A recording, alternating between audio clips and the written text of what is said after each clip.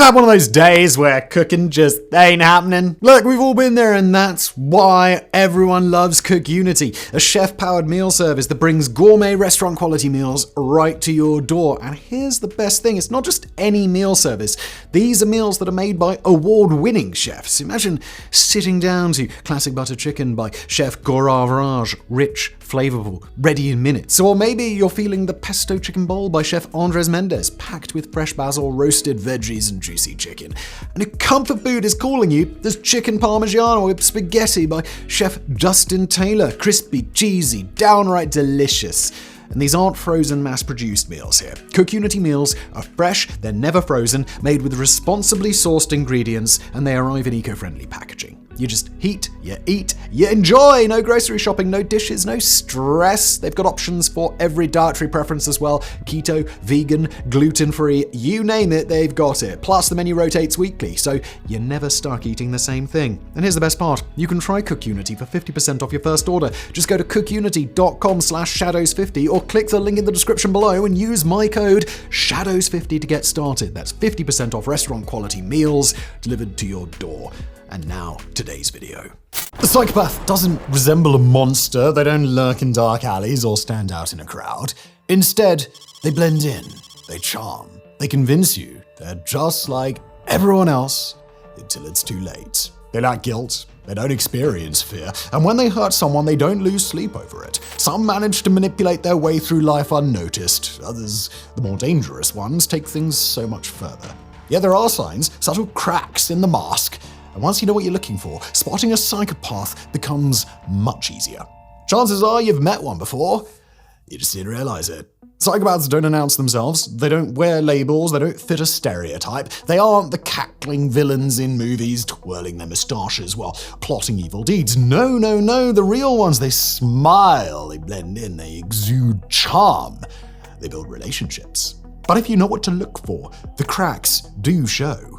When trying to spot a psychopath, don't search for someone who seems creepy or dangerous. Instead, look for someone who seems too perfect. Psychopaths don't simply enter a room, they command it. They are magnetic, exuding confidence, and they know exactly how to make you trust them.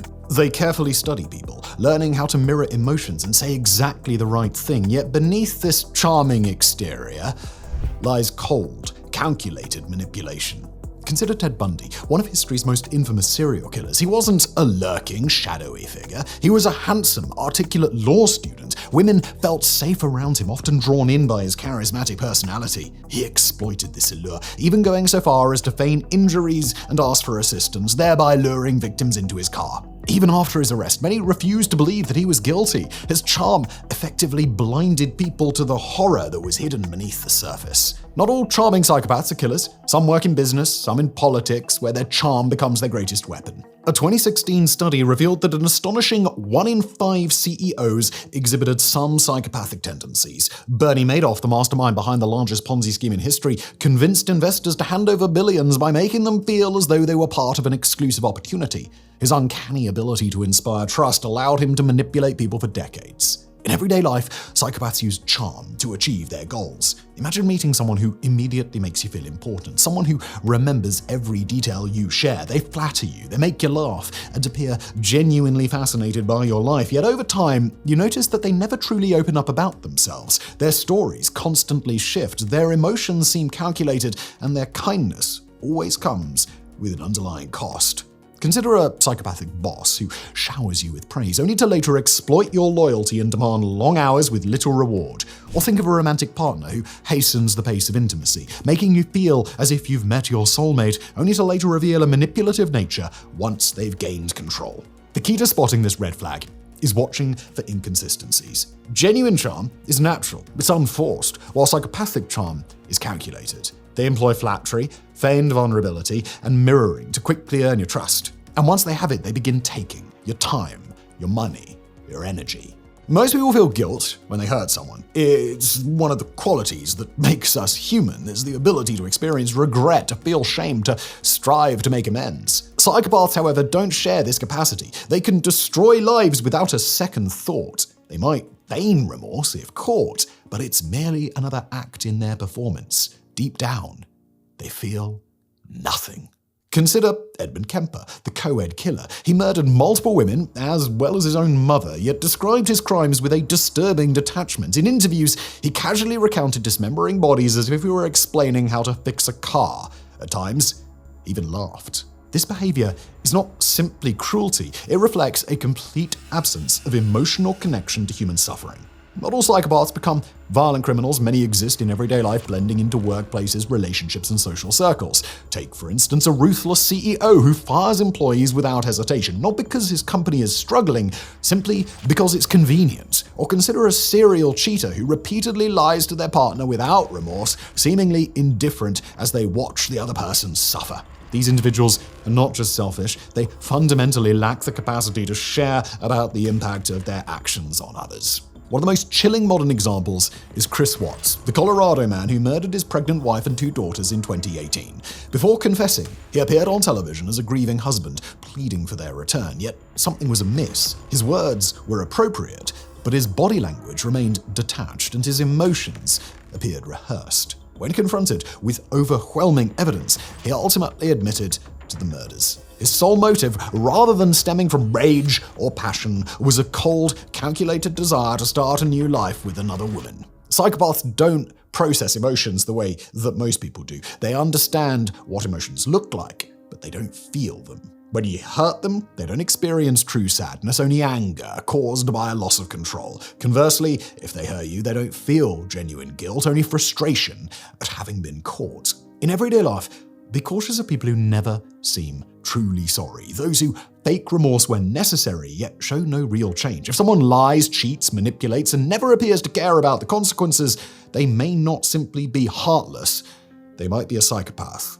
Everybody tells a lie from time to time. However, psychopaths take lying to an entirely different level. They don't just lie to cover up mistakes, they lie for fun, for power, for control. They even lie when the truth would actually serve them better, and they do it easily, without hesitation, without remorse. For a psychopath, lying, it's a tool, a way to manipulate reality and shape how others perceive them. If caught, they don't panic. Instead, they double down. They shift the blame. They weave an even more elaborate lie. They aren't just skilled at deception, they thrive on it. Consider Frank Abagnale Jr., the con artist behind Catch Me If You Can. He posed as a pilot, a doctor, and a lawyer, all without any formal training. His charm and confidence led people to believe whatever he told them. While his case is relatively harmless, it illustrates how psychopaths can manipulate reality. They don't simply lie, they create entire false identities to achieve their goals. Darker example is Charles Sebrage, also known as the Serpent.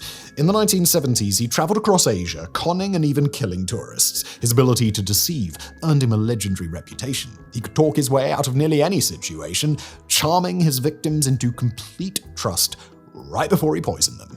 Even after his arrest, he continued to manipulate the system, escaping prison several times through bribery, persuasion, and strategic deception. Pathological lying's not just limited to criminals. It exists in everyday life. Imagine a friend who constantly changes their backstory. One day they claim they grew up poor, the next they insist they come from a wealthy family. When confronted with these contradictions, they laugh it off, saying, "You must have misunderstood." They exaggerate their successes, they twist facts to suit their narrative, and even gaslight you into doubting your own memory when pressed. Now picture a romantic partner who lies about everything: where they were, who they were with, what they were doing. Even when caught, they remain calm and unapologetic, shifting the blame onto you. Instead of admitting any fault, they insist, "You're paranoid. You're overreacting." Psychopaths are masters of deception. They manipulate reality, rewrite history, and make you question your own sanity. If someone lies constantly, changes their story without a second thought, and remains eerily calm when confronted, you might not just be dealing with a compulsive liar. It could be something much darker. Psychopaths don't merely think they're important, they truly believe that they are superior. They view themselves as untouchable, sitting above the rules and destined for greatness. In their eyes, others exist solely to admire, to serve, or to simply get out of their way. Failure's never their fault, and consequences are reserved for those they deem weaker. This sense of grandiosity transcends mere arrogance. It is a delusional self-belief. Psychopaths genuinely consider themselves more intelligent, stronger, or more capable than anyone else.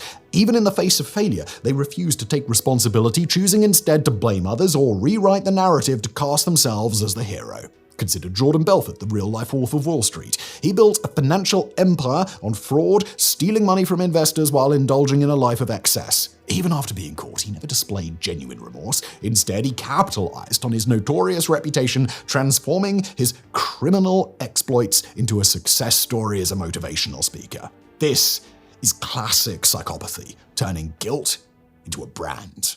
Now consider Elizabeth Holmes, the CEO of Theranos. She claimed to have revolutionized healthcare by introducing a breakthrough technology that convinced some of the world's smartest investors to back her venture. Even as her company collapsed, she consistently refused to acknowledge the truth. When confronted with evidence, she lied, insisting she was simply misunderstood rather than admitting to being a fraud. Her unwavering confidence in her own genius, even in the face of undeniable failure, is a textbook example of a psychopathic trait. But you don't just have to look at CEOs or criminals to see this behavior. Imagine a coworker who constantly takes credit for others' work. If a project succeeds, they claim their brilliance was the key to the achievement. If it fails, they quickly shift the blame to the team. They brag endlessly, exaggerate their accomplishments, talk over others, and act as if they are the smartest person in the room. Yet, upon closer inspection, it is clear that their achievements do not align with the confidence that they project. Now imagine a romantic partner who demands constant admiration. They expect to be treated like royalty, but offer nothing in return. When you call them out on their behavior, they become offended and dismiss you as jealous, as weak, ungrateful. In their eyes, your needs don't matter. Only their own sense of greatness does. Psychopaths don't just boast big egos. They harbor delusions of superiority. They speak like legends, behave like gods, and expect the world to cater to their every whim. Most people think before they act. They weigh risks, consider consequences, and exercise self-control. Psychopaths, however, live solely for the thrill, relentlessly pursuing danger and excitement without hesitation. If they want something, they take it. If they feel an urge, they act on it immediately. No second thoughts and no regrets. The impulsivity is one of the most dangerous traits that a psychopath can display. Unburdened by fear, guilt, or common sense, they make reckless choices, they take unnecessary risks, and they sometimes even destroy their own lives in a frantic search for sensation. Consider Richard Ramirez, the Night Stalker. Unlike most serial killers who plan their crimes carefully, Ramirez acted purely on impulse. He broke into homes at random, attacking anyone who happened to be inside. He paid no mind to security cameras, forensic evidence, or the risk of being caught. Instead, he thrived on chaos, reveling in the unpredictable nature of his violence. His extreme recklessness made him one of the most terrifying killers in history. There was no discernible pattern or logic, just pure impulsive evil. Impulsivity in psychopaths is not just confined solely to acts of violence. Many channel their unrestrained tendencies into business, politics, or personal relationships, making rash, self-destructive decisions without a care for the consequences. Consider Billy McFarland, the man behind the Fire Festival, one of the most infamous scams in modern history. He promised a luxury music festival, drew in millions, and ultimately failed spectacularly. Instead of cutting his losses, he continued to lie, overspend, and further dig his own grave. Even after getting caught, he attempted another fraud while awaiting trial because, for some psychopaths, the con never truly ends. But this kind of recklessness is not confined to high-profile criminals. It also shows up in everyday life, for instance, in a friend who consistently sabotages themselves, quitting jobs without notice, blowing their savings on gambling or cheating on partners simply for the thrill of getting away with it. They make excuses, blame others, and when things go wrong, they simply move on to the next disaster. And then there's the romantic partner who thrives on chaos. One moment they're madly in love, planning a future together. The next, they're picking fights, disappearing for days, or making reckless choices that throw your life into turmoil. Stability does not matter to them. They crave excitement, power, and control. For a psychopath, risk isn't something to be avoided, it's something to be chased. Whether it's in crime, business, or relationships, their actions are driven by impulse, the thrill of danger, and the belief that consequences simply don't apply to them. Psychopaths don't experience emotions like most people do. They might cry at a funeral, appear overjoyed at good news, or say, "I love you," with apparent sincerity.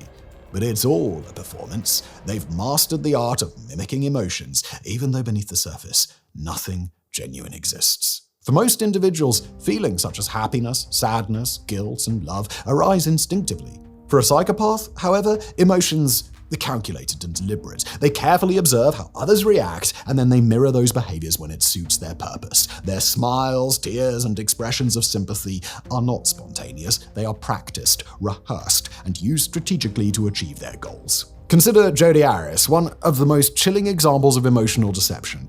In 2008, she brutally murdered her ex-boyfriend, Travis Alexander, stabbing him nearly 30 times and shooting him in the head. When questioned, she broke down in tears during interviews, presenting herself as a distraught ex-lover who couldn't fathom these tragic events. She insistently claimed her innocence and spun elaborate narratives to deflect blame. But once convicted, her mask changed completely. She smirked in court, cracked jokes during her trial, and even gave bizarre self-indulgent interviews, showing no real remorse for her actions. One moment, she played the role of the devastated victim. The next, she became cold, emotionless, and utterly detached from the horror of her crime. This dramatic emotional shift is a classic psychopathic trait. When emotions aren't genuine, they never remain consistent. Have you ever had a friend who always seems a little too perfect? They say all the right things and always offer the perfect reaction, yet something just feels off. Their emotions never truly appear spontaneous. When they express sympathy, it sounds hollow. When they comfort someone, they seem more concerned about their own image than the other person's feelings.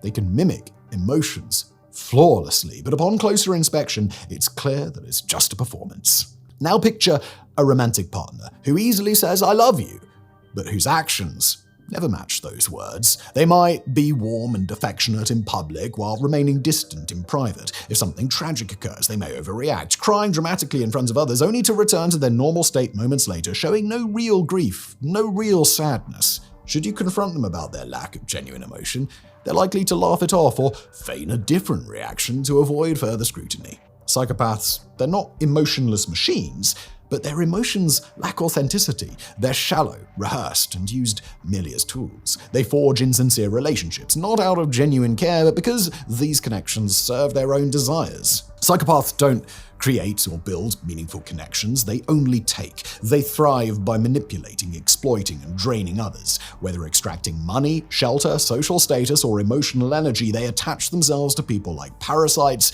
feeding off them without any sense of guilt or gratitude. Unlike most people who feel embarrassment or shame when relying too much on others, psychopaths view dependence as a deliberate strategy. They expect others to support them while they contribute nothing in return. They never take responsibility for their own failures and always have an excuse for why they can't pull their own weight. Take Anna Sorokin, better known as Anna Delvey, for example. She pretended to be a wealthy socialite, scamming her way into high society. She stayed in luxury hotels without paying, manipulated friends into covering her expenses, and talked her way into elite circles. She lived a millionaire's lifestyle without a single dollar of her own.